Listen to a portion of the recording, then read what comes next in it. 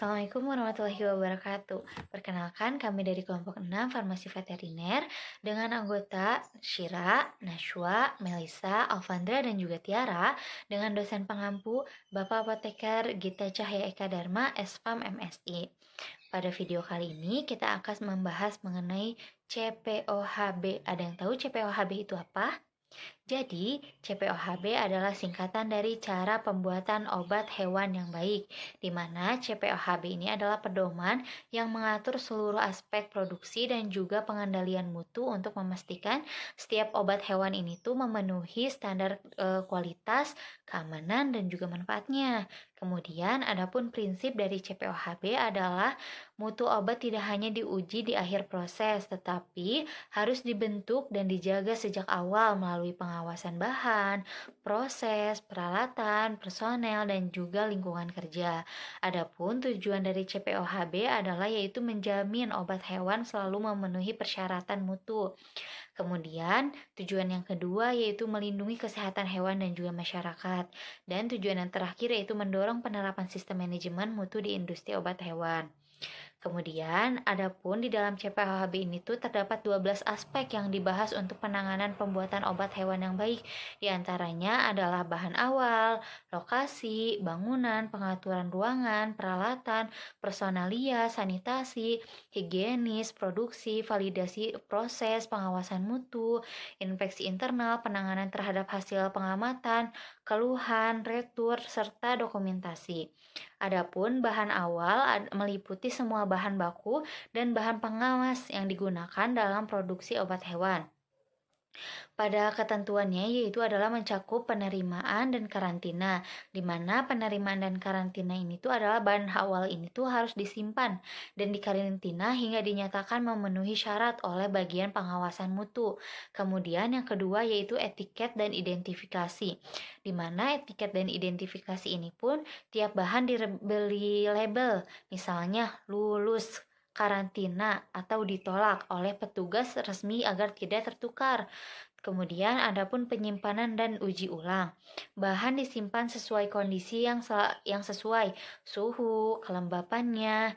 Nah, bahan seperti antibiotik, vitamin, enzim perlu batas umur dan diuji secara berkala. Kemudian ada yang terakhir adalah pengeluaran, di mana dilakukan oleh petugas yang berwenang dengan pencatatan stok yang tertib.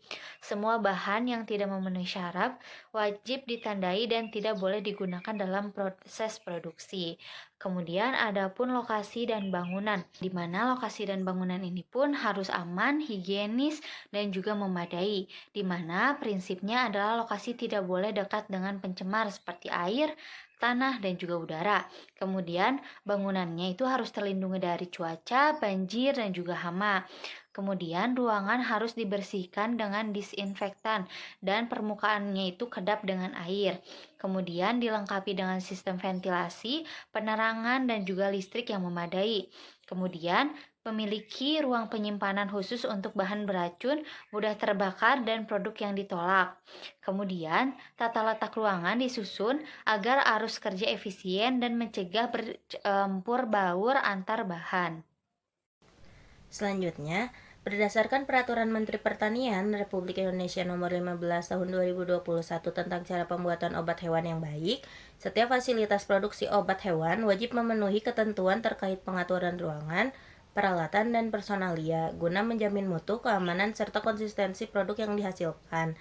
Yang pertama itu ada pengaturan ruangan. Rancangan dan tata letak ruangan dalam fasilitas produksi harus menjamin kelancaran alur kerja, mencegah terjadinya kontaminasi silang, serta memisahkan area yang bersih dan kotor secara jelas. Ruangan harus dirancang dengan material yang mudah dibersihkan, tahan terhadap bahan kimia, dan tidak menimbulkan partikel yang dapat mencemari produk. Selain itu, sistem ventilasi, pencahayaan, dan pengendalian suhu seperti kelembapan harus diatur agar stabil sesuai dengan jenis produk yang diproduksi. Selanjutnya itu ada peralatan. Peralatan yang digunakan dalam pembuatan obat hewan harus memiliki desain yang sesuai dengan tujuan penggunaannya, mudah dibersihkan, dan terbuat dari bahan yang tidak dapat bereaksi dengan bahan obat. CPOHB 2021 menegaskan bahwa setiap peralatan harus memiliki prosedur operasi standar, atau SOAP, jadwal pemeliharaan, serta catatan kalibrasi yang terdokumentasi.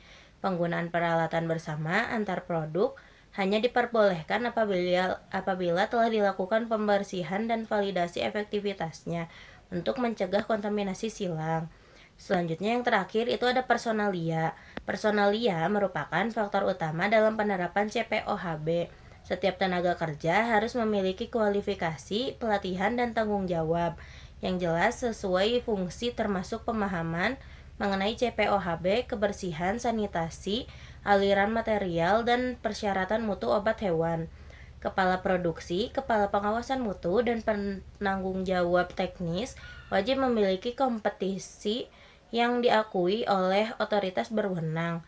Selain itu, seluruh karyawan harus menerapkan prinsip higienis personal, seperti penggunaan pakaian kerja bersih, pelindung diri, serta pembatasan akses ke area produksi tertentu untuk menjamin kebersihan dan keamanan produk. Selanjutnya, sanitasi dan higienis. Sanitasi dan higienis ini merupakan bagian penting dalam penerapan CPOHB atau cara pembuatan obat hewan yang baik. Sanitasi dan higienis ini memiliki tujuan untuk menjaga kebersihan lingkungan, fasilitas, dan personel agar produk obat hewan ini terbebas dari kontaminasi biologis, kimia, maupun fisika. Penerapan sanitasi yang baik meliputi kebersihan diri karyawan, penggunaan alat pelindung diri, pembersihan peralatan dan ruangan secara rutin, serta penggunaan air dan udara bersih sesuai dengan standar. Semua kegiatan sanitasi ini harus terdokumentasi dalam SOP sanitasi untuk menjamin konsistensi dan pengawasan mutu. Kemudian selanjutnya terdapat produksi. Kegiatan produksi ini bertujuan untuk memastikan bahwa obat hewan yang dihasilkan secara konsisten sesuai formula dan standar mutu yang telah ditetapkan. Proses ini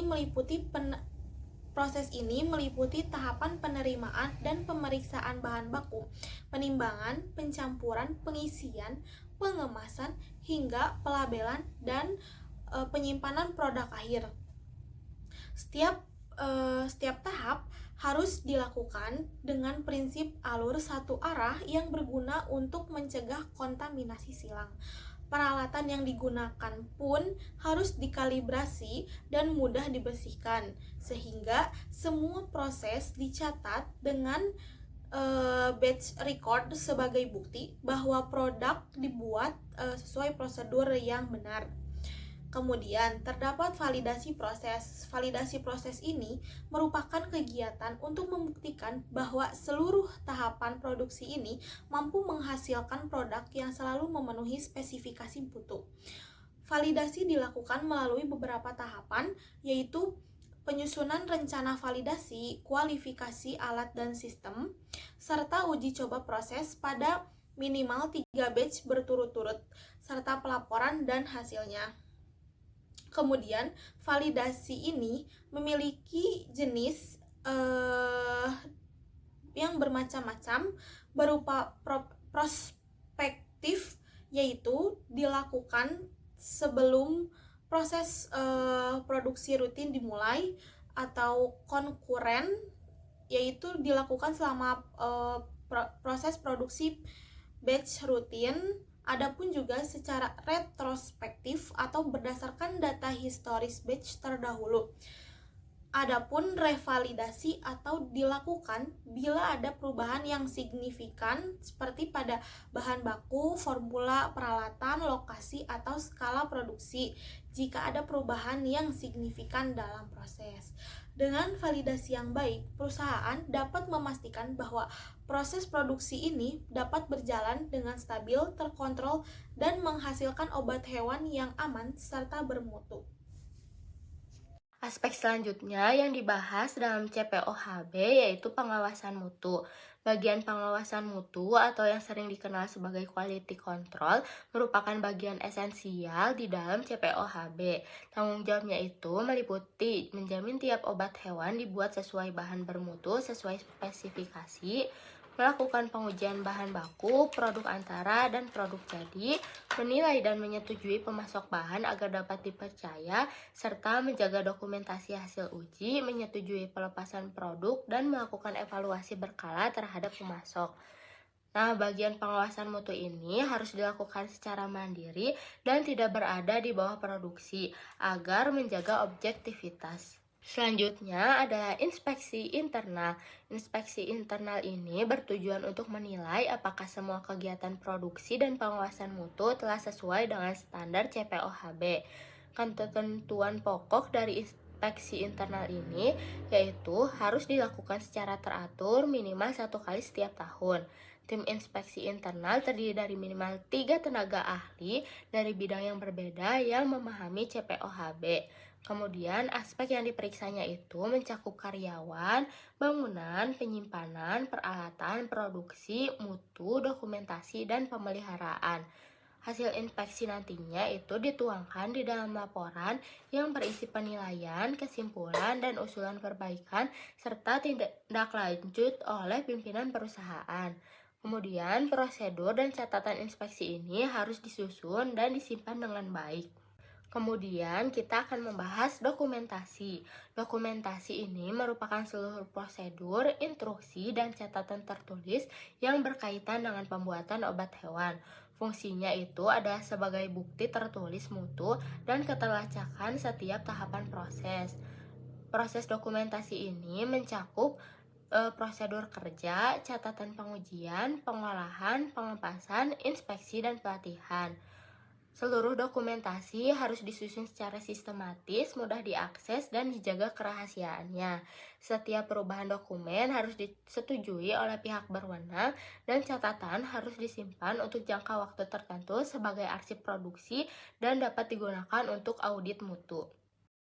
Selanjutnya ada penanganan keluhan dalam cara pembuatan obat hewan yang baik. Yang pertama, penerimaan dan pencatatan keluhan. Catat identitas pelapor, tanggal, nama produk, nomor batch, deskripsi masalah, serta bukti pendukung seperti foto atau sampel. Yang kedua, klasifikasi dan penilaian risiko, yaitu menentukan apakah keluhan terkait keselamatan hewan, residu pangan, atau mutu, atau kemasan. Lakukan penilaian risiko untuk langkah lanjutan. Yang ketiga, investigasi kualitas. Ambil sampel bila perlu, periksa batch record, bahan baku proses, dan distribusi. Dokumentasikan seluruh hasil investigasi. Yang keempat, keputusan dan tindakan korektif. Putuskan secara tertulis, klaim diterima atau tidak, penarikan batch, perbaikan proses, atau tindakan korektif lain. Disetujui oleh manajer mutu. Yang kelima, pelaporan ke otoritas. Laporkan ke instansi berwenang bila menyangkut keselamatan hewan atau residu pangan sesuai sistem farmakovigilance veteriner. Yang keenam, komunikasi dan dokumentasi penutupan. Sampaikan hasil investigasi kepada pelapor dan arsipkan seluruh dokumen sebagai bukti audit dan inspeksi mutu. Lalu ada retur produk dalam cara pembuatan obat hewan yang baik. Yang pertama, ada kebijakan penerimaan. Tentukan syarat penerimaan retur seperti kemasan utuh, belum kadaluarsa dari distribusi resmi. Diperlukan sebagai risiko mutu. Yang kedua, pemisahan dan karantina, yaitu simpan produk retur di area karantina dengan label dan catatan lengkap. Misalnya, alasan retur nomor batch pengirim. Yang ketiga, pemeriksaan teknis. Lakukan pemeriksaan fisik dan dokumen.